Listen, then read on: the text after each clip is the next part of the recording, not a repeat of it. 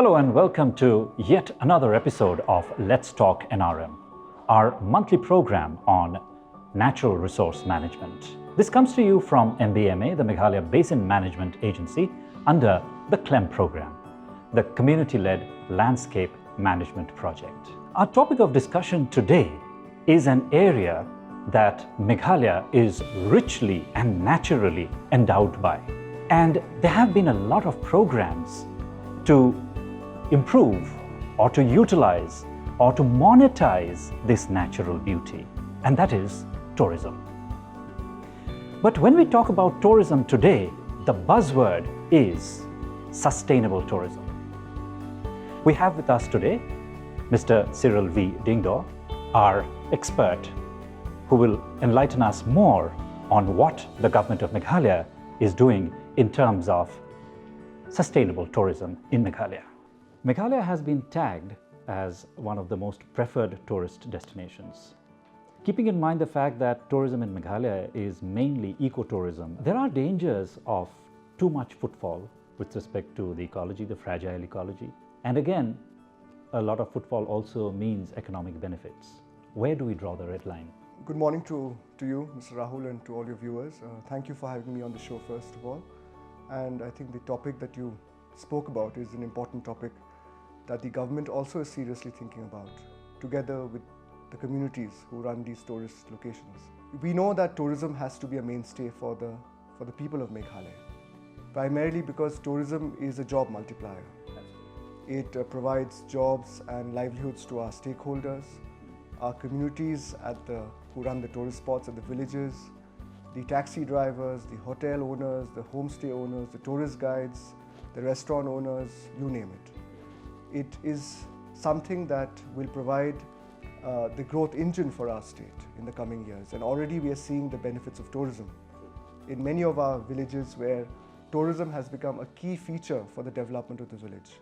Recently, you must have heard that Kongthong village in East Khas Hills has been nominated by the Government of India, the Ministry of Tourism, as one of the 3 best rural village tourism locations in the country to the United Nations World Tourism Organization.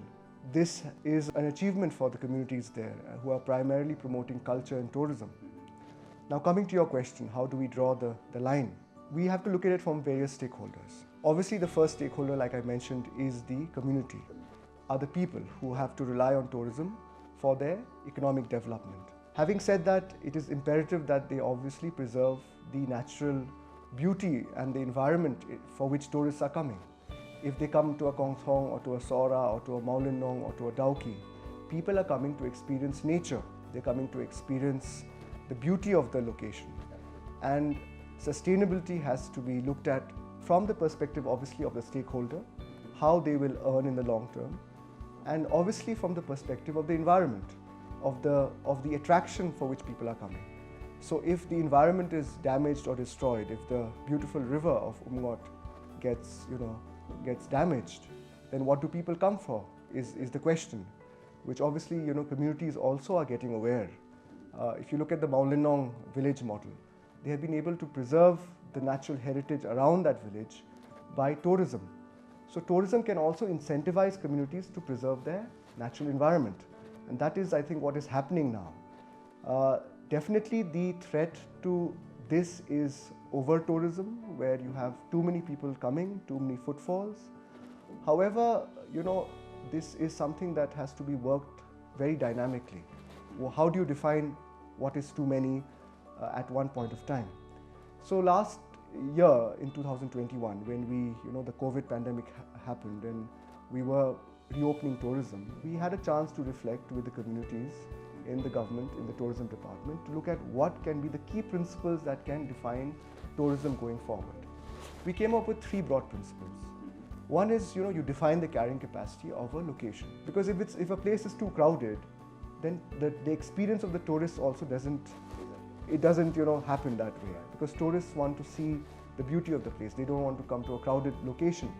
So we told the tourist locations, please define your carrying capacity. What is the carrying capacity at any one point of time for which tourists will have a beautiful experience without overcrowding? First principle. Second principle, right pricing. And right pricing is also linked to carrying capacity, because if you price your product correctly, then you are able to attract those kind of tourists. And right pricing means many things. It can also mean that if you have a tourist location, and some tourist locations, I'll give you an example of caves. Some of our caves are beautiful, but what is happening is tourists enter the caves and they write their names, they put graffiti, and these are caves which belong to the history of mankind, I would say, because they have fossil remains, they have remains of when this region was under the ocean millions of years ago, etc. So that can happen only through education and through awareness. So if these kind of locations can have tourist guide only, as an option or as a default option, so therefore the tourist has to pay for the entry and the tourist guide, and therefore you are able to regulate pricing and carrying capacity at the same time. And the last principle, of course, was zero waste, because the threat to sustainability and threat to the beauty of a location is not only in the footfall, but in the waste that a tourist brings to that location, plastic primarily.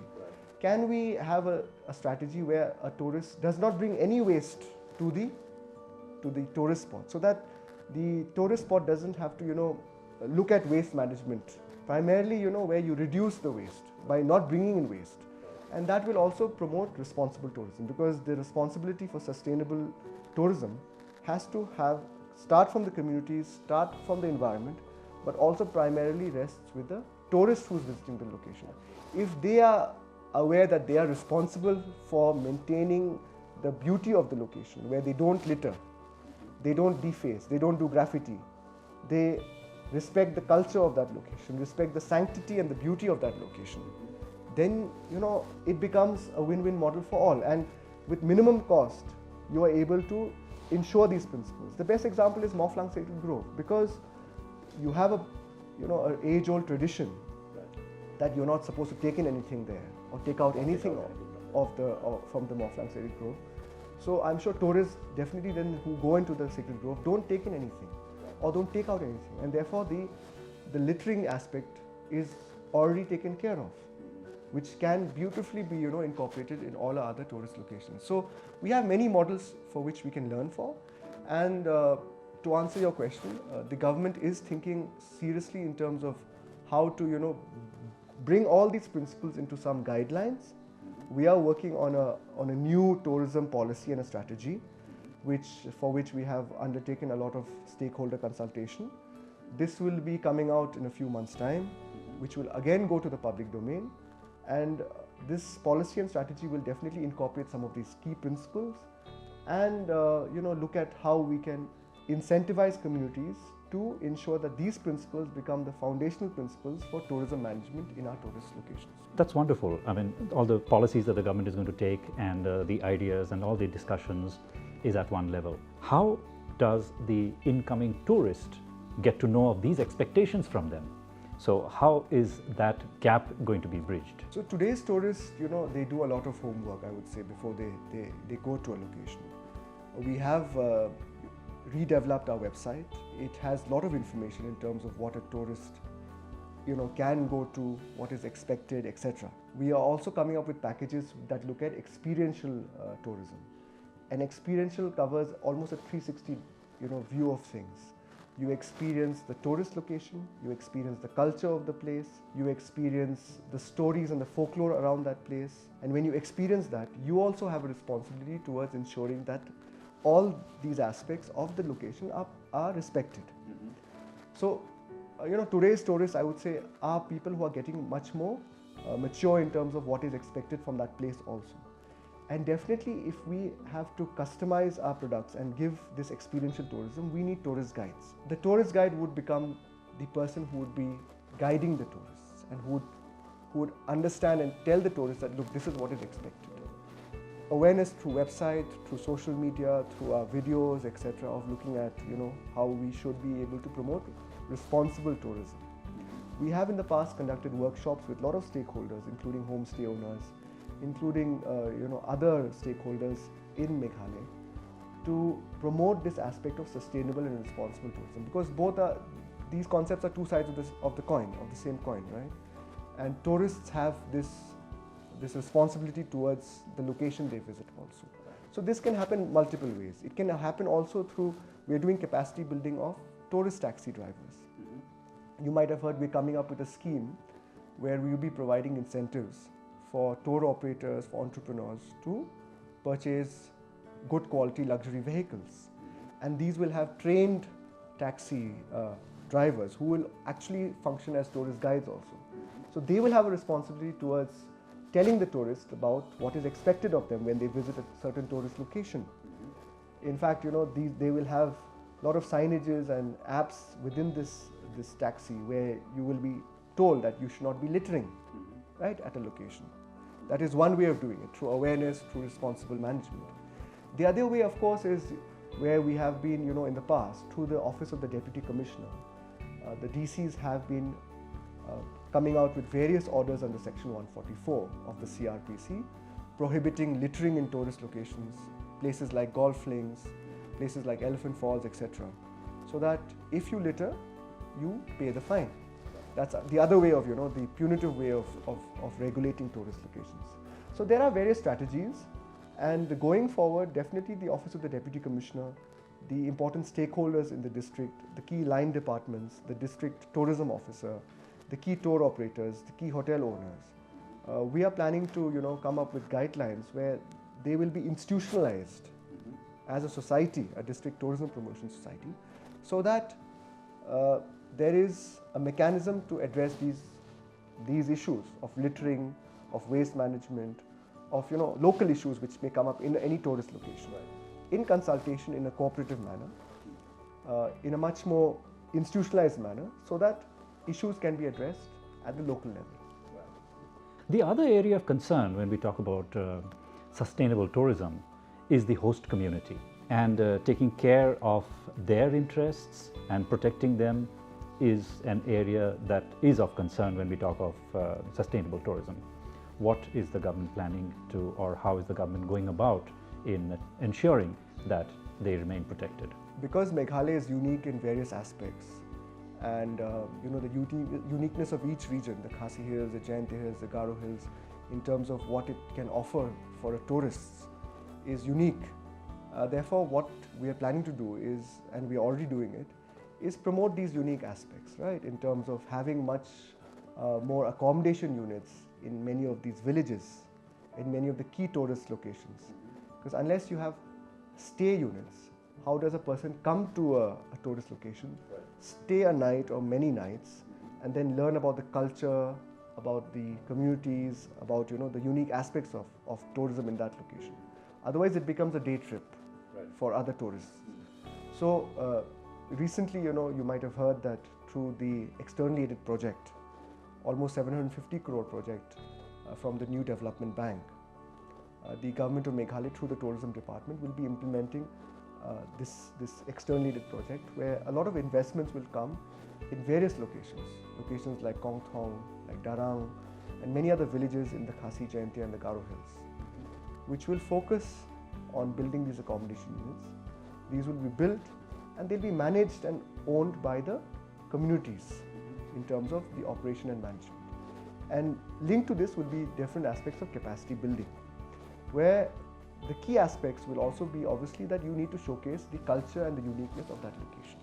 That will be the defining product which the tourist comes for. So each location will have a unique USP.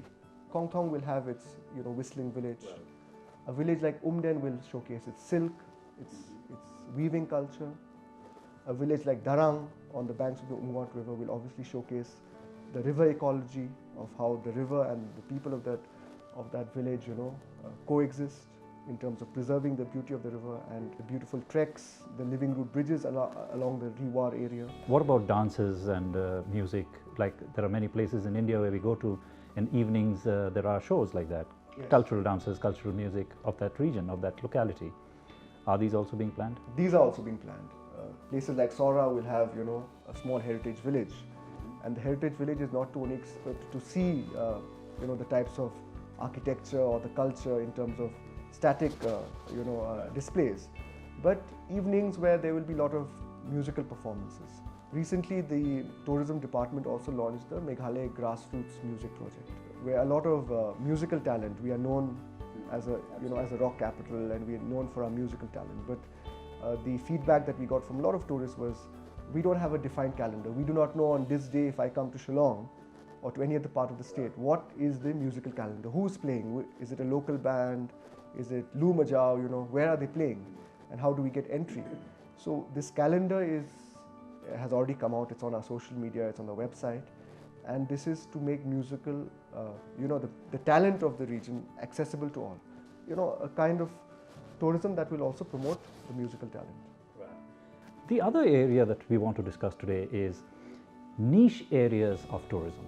One is ecotourism or nature tourism, but Meghalaya has the potential for niche areas in tourism. What are those niche areas that the government is looking at and trying to capture that niche market? So ecotourism is one, as you mentioned. Although it is our USP, it has not been sufficiently captured, in the sense that people still come to the main destinations. Right. They don't go to villages to stay there. And Maulinong gave a great model of how a location can also be a destination, right, a stay destination. Today, a lot of tourists are staying in Sora. They don't stay in Shillong because Sora has many places to stay today. 10 years ago, Sora was a day trip destination. People would, even carry food from Shillong or from elsewhere and go to Sora and come back, because there were hardly few restaurants, etc. Today, people stay there, they eat there, they do everything there. What about just, let's say, tourism for caving or hang gliding? Are these being looked at? Correct. Recently in Kharkuta, in North Garo Hills district, we had the first Meghalaya National Paragliding Accuracy Championship, right, where paragliders came and we did paragliding. These are beautiful locations for adventure tourism. In the Khasi Hills, similarly, we are working with other associations, the Meghalaya Paragliding Association, who are promoting paragliding. We are supporting them to undertake paragliding activities. First, in terms of capacity building of people who will be trainers, who will be the people who will run these paragliding, and then in a much more short term and medium term to promote it as a niche tourism product. So these are the things that are happening. Caving is correct. You mentioned we have some of the longest caves in the world, and caving is something that we have been actively promoting. We have the Meghalaya Adventurers Association, which looks at caving, as a niche sport. It has been doing its part. We've been supporting them. Definitely, we can make caving a much more organized activity in terms of marketing, in terms of a calendar, activity within the circuit of Meghalaya tourism. Like these months, you can come for caving, and these are the people you need to do too. So that also we are working upon, like how we did with the music. So we have been working with these tour operators, and we're looking to encourage them further to ensure that these products are much more publicized, they are made customized to different kind of tourists, and they find a regular feature on the tourism calendar, so that it becomes a regular product where tourists know that if I come during this month, I can get this product. Tell us a success story from the tourism sector. There are many success stories, I would say, because there are different models of success in terms of, I think the key part is that communities today have realized the value of tourism. We know that land and natural resources, to a lot of tourist locations are owned by communities. They're not owned by the government. They are coming forward and saying that please help us in promoting tourism. Please help us in ensuring that tourism becomes one of the key drivers of growth in the village economy, for which we require certain kind of investments. The key success story that comes to my mind because of the recognition received recently, I'll give two names, is one obviously Dauki Shnongpadeng, where today that has become on the bucket list of everyone. Sure. The Honorable Prime Minister mentioned it in his Man Ki Baat. Everyone is talking about this cleanest water, right? The cleanest river in a way in Asia, and people are going there. That's one. The other two would be a small village like Kongthong, which has been able to showcase its culture to the world, and that has become a unique USP in a way to attract tourism. They have been over the years, through their cooperative society, the village cooperative society, promoting tourism through homestays, making traditional huts where people can stay and experience culture, not something that is imported from outside. So the architecture also is unique to that village. These are what tourists are looking for.